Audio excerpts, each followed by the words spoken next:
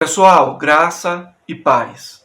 Eu já vou comentar sobre o tema aí do vídeo, o assunto do título, certo? Antes, eu gostaria de te convidar para você seguir o Evangelho Underground aqui no Instagram, certo? Comecei agora esse Instagram, mas já temos aí muitas postagens, vídeos, né? Vídeos exclusivos pro Instagram. Esses vídeos mais curtos eu vou postar aqui no Instagram do Evangelho Underground. E convido você a seguir o link na descrição desse vídeo e eu conto com vocês em mais essa empreitada. Aproveitando, quero te convidar também para você fazer parte do curso de Teologia à Distância que eu estou ministrando, certo? A nova turma vai começar no dia 23 de novembro desse ano de 2020. É um curso 100% online, teologia 100% biblista somente, ok? Mais detalhes, o passo a passo para você fazer sua matrícula, tudo na descrição desse vídeo e aproveitem. Nós ainda estamos com preços promocionais nas mensalidades, certo? Agora vamos para o vídeo. Pessoal, graça e paz. Sobre o Instagram do Evangelho Underground, vocês assistiram aí no vídeo de introdução, o link na descrição desse vídeo. Siga, ok? Aguardo você na nova turma, no nosso curso de Teologia Biblista. Essa nova turma vai ter início no dia 23 do mês que vem, certo? Faça parte, os detalhes, o passo a passo, tudo na descrição desse vídeo. Hoje eu quero comentar com vocês sobre ortodoxia. Esse assunto tem sido bastante comentado ultimamente, principalmente depois dessa polêmica envolvendo aí o pastor batista Ed Renekiewicz, né? Então outros canais já comentaram também. Enfim, eu quero trazer aqui um ensino acerca desse assunto, né? E creio que o vídeo vai ficar longo, mas eu conto com sua companhia e sei que vocês vão aprender muito, ok? Ortodoxia. Aqui eu vou fazer um resumo e depois a gente começa a comentar de uma forma mais detalhada. Substantivo feminino. Qualidades de ortodoxo. Aí vem algumas qualidades, né, daquilo que o ortodoxo se propõe. Por exemplo, rigoroso, exato ao extremo, capaz de seguir normas e regras de forma fiel, né? No contexto religioso ortodoxo, é aquilo que aceita uma única verdade e regra como verdadeira. Geralmente, o ortodoxo é inflexível e se nega a aceitar o novo e ou diferente. Geralmente, tá? Não estamos generalizando, ok? Aí vem a questão da etimologia, ortodoxo. Orto mais doxo ou doxa, que é um correto parecer, né? Resumidamente falando, isso é ortodoxia. E ao contrário daquilo que é ortodoxo, nós temos o que é heterodoxo, né? Ou seja, a Bíblia traz uma única verdade, né? Aí nós podemos pegar um assunto específico. Então nós vamos pegar a única verdade bíblica acerca desse assunto específico. Então, essa verdade bíblica é uma ortodoxia, certo? E aquilo que vai contra essa verdade bíblica, nós podemos classificar como heterodoxo, ok? Isso partindo da Bíblia, né? Daqui um pouco vocês vão entender melhor, ok? Existe ortodoxia correta? Existe, é óbvio. Logo, se existe uma ortodoxia correta, e existe mesmo, então também existe uma doutrina correta. Ou seja, eu não posso ter várias soteriologias acerca da palavra do mesmo Deus, que é único. É questão de lógica, lógica básica, né? Qual a receita para ser heterodoxo? Né? Coloquei aqui entre parênteses a verdadeira e a que criaram. Né? Para ser heterodoxo, você tem que discordar da verdade bíblica, certo? Como eu já expliquei. Nós temos uma verdade bíblica acerca de determinado assunto, seja o batismo, seja a soteriologia, enfim, nós temos uma verdade bíblica, uma única, certo? Por isso, ortodoxo, ok?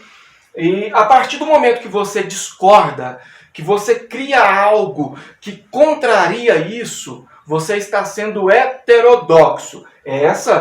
Esse é o julgamento correto. Mas nem sempre ocorre dessa maneira, infelizmente. Né? Hoje em dia, para você ser heterodoxo, em 98% das vezes, basta você discordar da maioria. Ok? Já é motivo para você ser classificado como heterodoxo. Por exemplo, doutrina da Trindade aos moldes de Tertuliano. Ok? Eu acredito que existe o Deus, o Filho do Deus. Não acredito que o Filho seja uma criatura que foi criado a partir de algo já existente, certo? Acredito que existe o Espírito Santo do Deus. Esse Espírito Santo é o Espírito de Deus. Enfim, essa questão da Trindade. Se você discorda da Trindade aos moldes de Tertuliano, já é um motivo para você ser classificado como heterodoxo. Por quê? Porque tanto o catolicismo quanto as subdivisões, as denominações, as derivações que vieram do protestantismo abraçam essa ideia da Trindade aos moldes de Tertuliano, ok? Então, por se tratar da maioria, eles possuem essa força para te classificar como heterodoxo, certo? Eles não vão para a Bíblia, até mesmo porque seria bastante inconveniente. É uma doutrina que já dura aí em torno de 1.600, 1.700 anos, certo? Admitir que isso foi um erro, admitir que não é assim, cara, isso é capaz de colocar todo um sistema em colapso, ok? Então eles ignoram a Bíblia, eles têm noção de que são maioria e por decorrência disso te classificam como heterodoxo, ok? Isso é só um exemplo, certo? Dentro da teologia honesta, biblista, heterodoxo, é aquilo que vai contra a verdade bíblica, certo? Dentro da religião, dentro daquilo que impera a vontade humana, heterodoxo, na maioria das vezes, é aquilo que vai contra o que a maioria acha correto, certo? Eu sei que essa é uma verdade, mas também sei que é uma verdade indigesta pra caramba. É ruim, né, ter que aceitar isso como verdade, mas né? Fazer o quê? Receita para ser ortodoxo. É quase a mesma coisa aqui, né? Se você está no pensamento da maioria, se você concorda com aquilo que a maioria acredita e já estabeleceu como ortodoxo, então você será ortodoxo também, ok? Se você não quer arrumar treta, se você quer seguir aí o que já vem sido trilhado há muito tempo, se você não está a fim de arrumar confusão com figurões da teologia e tal, então é fácil para você ser ortodoxo. Basta você pegar aquilo que eles já impuseram como ortodoxo, aceitar, professar isso e você não vai ser classificado como heterodoxo, né? Premissa de ortodoxo. Aí nós temos aqui um conceito ocidental e oriental. Eu não vou entrar nesses detalhes aqui, ocidental e oriental, porque isso demandaria tempo, eu teria que explicar outras coisas e tal, mas vocês podem pesquisar, certo? Geralmente existem alguns conflitos, principalmente no que tange à religião. Quando você fala da visão ocidental, que é a nossa comumente, né, e a visão oriental, ok? Eu vou citar para vocês aqui um exemplo. Nós temos correntes escatológicas, por exemplo, pré-tribulacionismo, o mid-tribulacionismo, o pós-tribulacionismo, né? E meio que às margens nós temos aí o preterismo radical, certo? Todo estudante de escatologia aceita uma parcela do preterismo, certo? Porém, no entanto, contudo e todavia, existe esse preterismo radical, ok? Então, nós temos uma premissa. O pré-tribulacionista acredita que Jesus vai voltar em um futuro, certo? O mid também acredita que Jesus vai voltar em um futuro. O pós-tribulacionista, da mesma forma. Eles discordam do período. Um acredita que é antes da grande tribulação, outro crê que é durante, o outro acredita que é depois da grande tribulação. Mas os três têm esse ponto em comum. Eles acreditam que Jesus vai voltar, né? O preterismo acredita que Jesus já voltou, que já está tudo consumado e etc. e tal, certo? De fato, o preterismo é heterodoxo. Quando você estuda o preterismo radical dentro do contexto, dentro do conjunto do contexto, dentro das implicações lógicas, dentro da etimologia, você vê que o preterismo radical é heterodoxo, certo?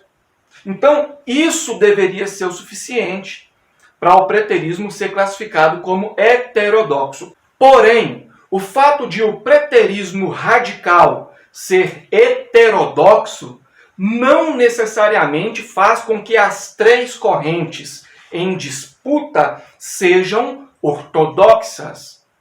Por quê? Eu sei que existe algo em comum entre as três. Tanto o pré, o mid e o pós acreditam que Jesus ainda vai voltar, certo? Mas esse ponto em comum não é o suficiente para que as três sejam ortodoxas. Ok? Porque em uma Jesus vai voltar, só que antes da grande tribulação, antes da marca da besta, antes dos santos serem perseguidos. Na outra, Jesus vem durante esse período. E na outra, Jesus vem depois desse período. Não se sabe o dia, não se sabe a hora, mas depois desse período, certo? Então, elas apresentam contextos diferentes, certo? O fim é Jesus voltando, ok.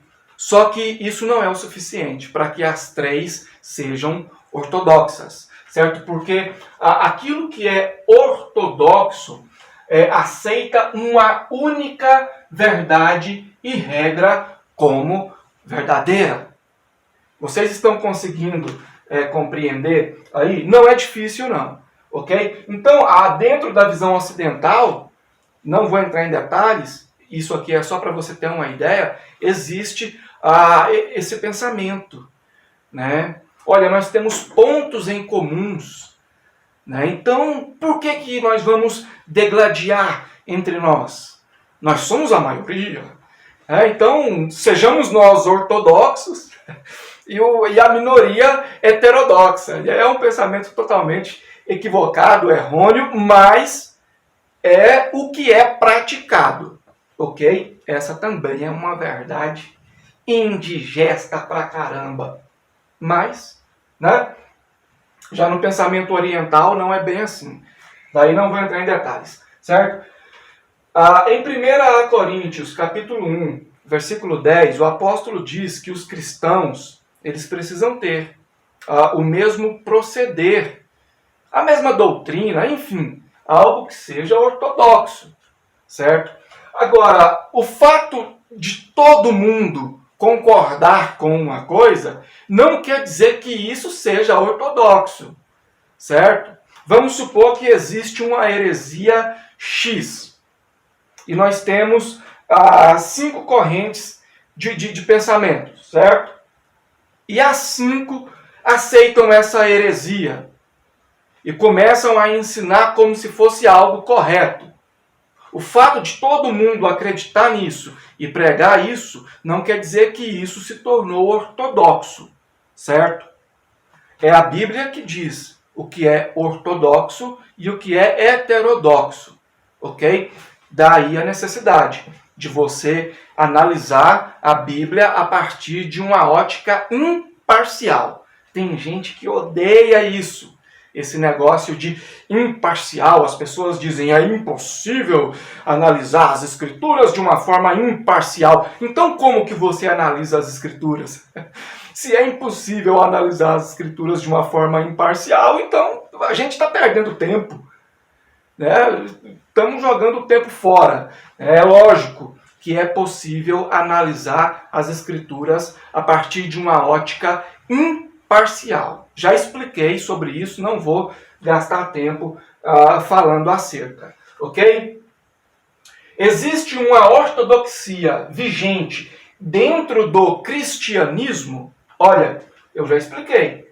Existe uma ortodoxia? Existe uma ortodoxia bíblica. Existe uma doutrina correta? Existe. Existe uma soteriologia correta? Existe. Mas a pergunta aqui é, existe uma ortodoxia vigente sendo praticada dentro do cristianismo? A resposta, infelizmente, é não. Um sonoro não, com todas as letras em maiúsculo, certo? E 3 pontos de exclamação aí, ok?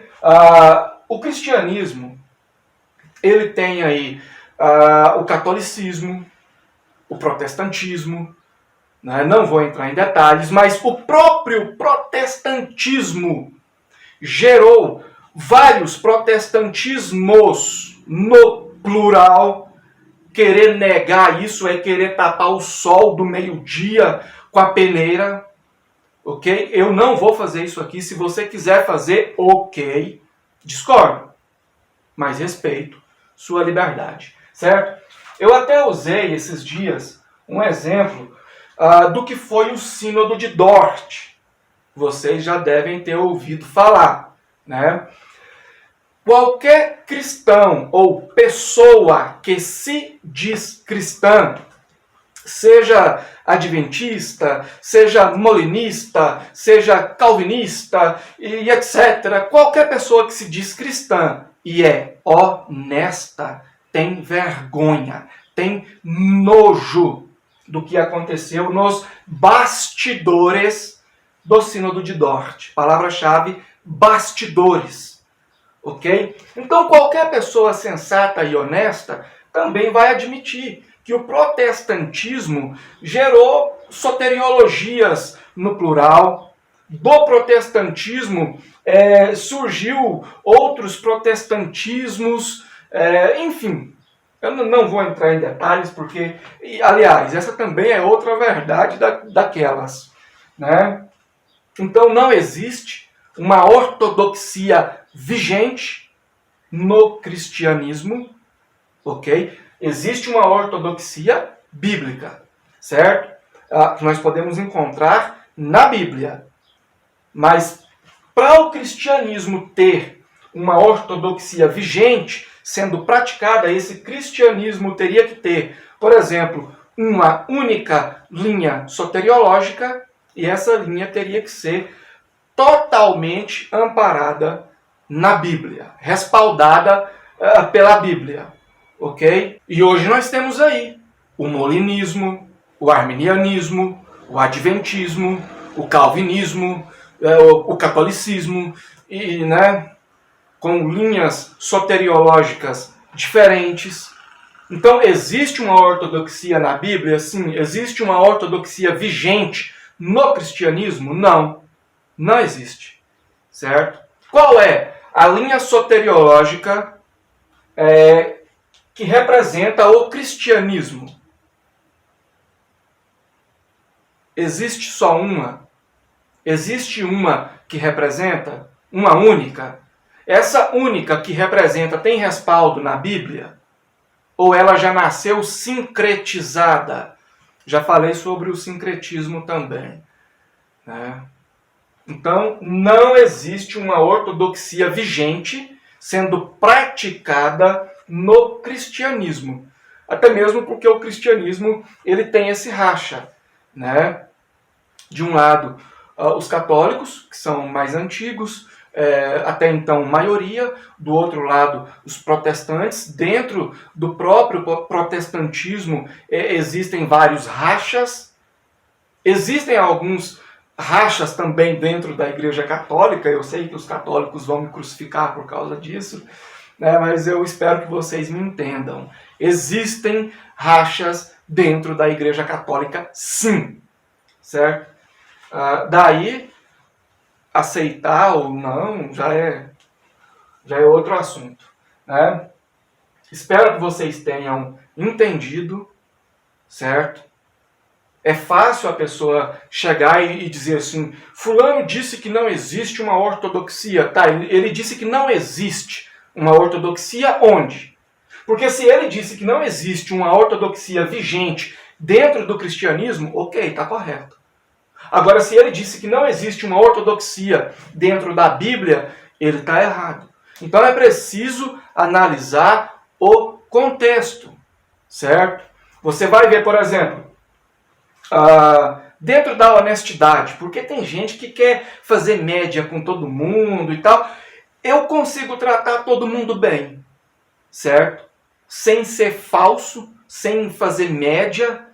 Já disse, por exemplo, para mim, calvinistas não são meus irmãos na fé. Por quê? Porque nós não cremos no mesmo Deus. Se nós não acreditamos no mesmo Deus, não temos a mesma fé. Se não temos a mesma fé, não somos irmãos na fé, né? O Deus deles age de uma forma diferente do Deus que eu creio, certo? Do Deus que eu vejo na Bíblia. Agora, eu não preciso ser falso com eles. Respeito as pessoas, respeito demais. Tenho amigos de confiança que são calvinistas, certo? Então, não vou fazer média, né? Então, dentro da honestidade, dentro da sensatez, você vai ver, por exemplo, que dentro do protestantismo, o calvinismo é heterodoxo pros arminianos. Os arminianos vão enxergar o calvinismo como heterodoxo. Alguns vão ter coragem de falar, outros não. E eu respeito a liberdade de cada um. Inclusive o CACP, né, que é um ministério aí grande e influente, respeito o trabalho deles, o lado profissional, respeito a pessoa do Martinez, que é um cara de uma educação admirável, né? Inclusive já cedeu uma entrevista aqui para o nosso canal, me tratou super bem, só tenho a agradecer, certo? Mas nessa entrevista, o Martinez disse que o calvinismo ensina um Deus diferente do Deus da Bíblia. Mas disse que mesmo assim, o calvinismo não é uma seita, entende? Então é complicado, cara, é complicado, né? E da mesma forma, para os calvinistas sensatos, aqueles que vão externar mesmo a verdade dentro daquilo que eles acreditam, esses que não querem fazer média, eles vão dizer que para eles o arminianismo é heterodoxo, né?